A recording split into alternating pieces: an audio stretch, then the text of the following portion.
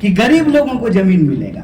अरे भला मानुस, तुमको अपने छत पे नमाज नहीं पढ़ने दिया जा रहा है, वो तुमको जमीन देगा। वो अपने दोस्त के लिए जमीन का इंतजाम कर रहा है। जेब आपकी कट रही है, बहस कीजिए औरंगजेब। अच्छा लगेगा ना?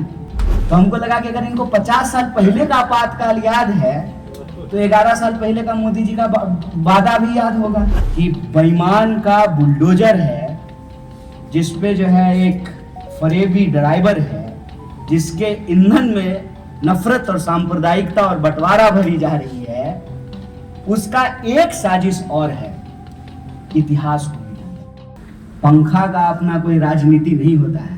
पंखा जिसके कब्जे में है उसकी राजनीति होती है। उसको आंख होता है, वो लोगों का जात औकात देखता है, वो लोग जो है टोपी लगा के आए हैं कि टीका लगा के आए हैं वो देखता है। तो यह जो असंवेदनशीलता है, यह जो असमानता है, यह जो अन्याय है, उस अन्याय के खिलाफ एआई के दौर में भी न्याय की बात करनी है। और ऐसे ऐतिहासिक लोगों को याद करने की जरूरत है, ताकि एआई के टूल से, एक साथी कह रहे थे कि एआई के टूल से जब सवाल पूछा जाए ना, तो हमारे इतिहास को वहां से मिटाया ना जा सके।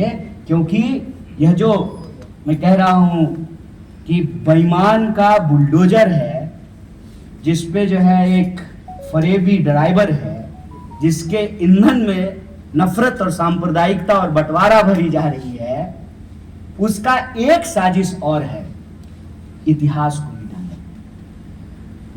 और इतिहास को मिटाना और वर्तमान के सवालों से बार बार भाग करके इतिहास में पहुंच जाना। अभी कल परसों देखे थे ना आप, आपातकाल को याद किया जा रहा था, हमको बड़ा अच्छा लगा।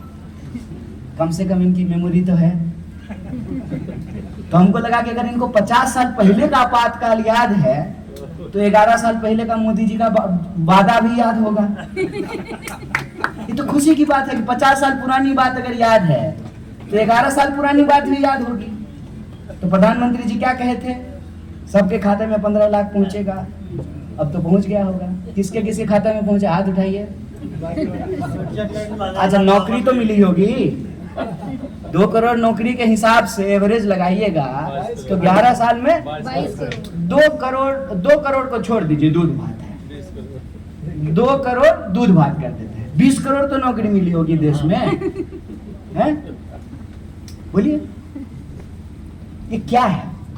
एक तरफ इतिहास मिटाना है और दूसरी तरफ वर्तमान के सवाल से भागने के लिए कहां पहुंच जाना है? इतिहास में। जेब आपकी कट रही है, बहस कीजिए औरंगजेब पर। अच्छा लगेगा ना? अपनी जेब पे क्यों बहस करेंगे? औरंगजेब पे बहस करते हैं, इतिहास में भाग करते।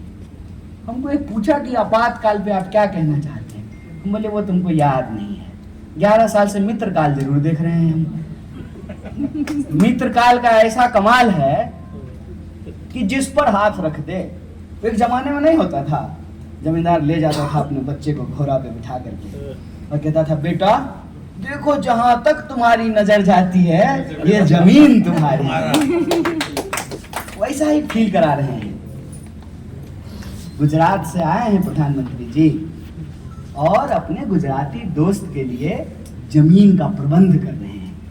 यही मैंने आज की रैली में जो है लोगों को कहा। व्हाट्सएप पे मैसेज आ रहा होगा आपको कि गरीब लोगों को जमीन मिलेगा। अरे भला मानुस, तुमको अपने छत पे नमाज नहीं पढ़ने दिया जा रहा है, वो तुमको जमीन देगा। वो अपने दोस्त के लिए जमीन का इंतजाम कर रहा है। 370 जब समाप्त किया जा रहा था, यही कहा गया था ना कि कश्मीर में जमीन खरीदेंगे। कौन कौन लोग वहां प्लॉट कसवाए हैं जरा बताइए तो? किनका किनका प्लॉटिंग हो गया है वहां? एक भी आदमी? लेकिन अदानी जी का वहां पे प्रोजेक्ट चल रहा है। CNRC लाया, उस वक्त भी यही कहा कि जो भागेगा ना घुसपैठिया सब, उसका दुकान मकान सब तुमको दे देंगे। कितना शोरूम हो गया है आपका, बताइए। ये खेल समझना बहुत जरूरी है। सांप्रदायिकता का सवाल, सामाजिक अन्याय का सवाल, आर्थिक लूट, लैंगिक विभाजन समाज का, आदिवासियों के जंगल जमीन की लूट, ये एक ही खेल है। इसीलिए बार बार जब इनको मौका मिलता है ये संविधान पे हमला करने के लिए चले जाते हैं। क्योंकि संविधान ने एक कमाल की व्यवस्था की। देश को आजादी सिर्फ अंग्रेजों से नहीं मिली है, उस ऊंच नीच के सोच से भी मिली है जो जन्म से आपका मेरिट तय करता है।